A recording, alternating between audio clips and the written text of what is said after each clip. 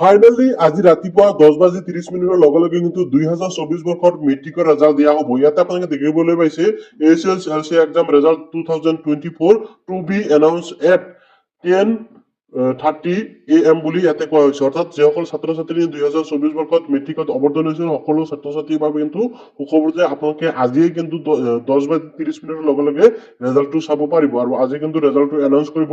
তো আপোনালোকে কেনেকৈ ৰেজাল্টটো চেক কৰিব পাৰিব একদম সহজ পদ্ধতিত মই আপোনালোকক দেখুৱাই আছো।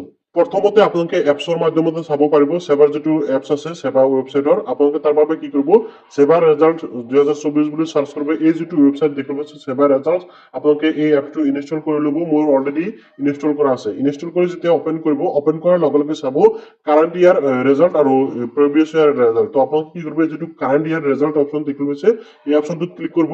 এই অপশ্যনটোত ক্লিক কৰাৰ লগে লগে আপোনালোকৰ সন্মুখত কিন্তু ইয়াতে দেখিবলৈ পাইছে যে exam result 2024 to be announce এনেকৈ টাইমটো শো কৰি আছে। কিন্তু ৰাতিপুৱা যেতিয়া নেকি 10:30 হ'ব ইয়াতে কিন্তু ডাইৰেক্ট ৰেজাল্ট চেক কৰাৰ ৱেবছাইটটো শো কৰিব। ইয়াতে আপোনালোকে এই যিটো লিংক দেখিবলৈ পাইছে result.shiksha আপোনালোকে এই লিংকত ক্লিক কৰি কিন্তু ৱেবছাইটটো যাই আপোনালোকে ৰেজাল্ট চেক কৰিব পাৰিব। ইয়াৰ বাহিৰেও আৰু এটা সিস্টেম মই দেখুৱাই আছো।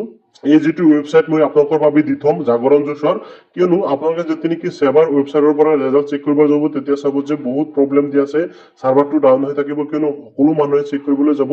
তো তেতিয়া আপোনালোকে কি কৰিব এই যিটো লিংক ভিডিঅ'ৰ ডেসক্ৰিপশ্যন দিয়া আছে আপোনালোকে এই লিংকত আহি কিন্তু ৰেজাল্টটো চেক কৰিব পাৰিব অতি সহজে। ইয়াতে ডাইৰেক্ট আপোনালোকে ৰুল এণ্ড নাম্বাৰ পাই দিব এণ্ড আপোনালোকে ইজিলি সাবমিট কৰিব পাৰিব। ইয়াতে যেহেতু এতিয়ালৈকে ৰেজাল্টটো পাব্লিছ হোৱা নাই যাৰ বাবে এনেকৈ আহিছে, তো ৰেজাল্টটো যেতিয়া পাব্লিছ হ'ব লগে লগে কিন্তু ইয়াতে শো কৰিব। ঠিক আছে, আপোনালোকে ইজিলি চেক কৰিব পাৰিব বুলি মই আশা কৰোঁ। তো ভিডিঅ'টো ভাল পালে নিশ্চয় লাইক কৰি চেনেলটো সাবস্ক্ৰাইব কৰিবলৈ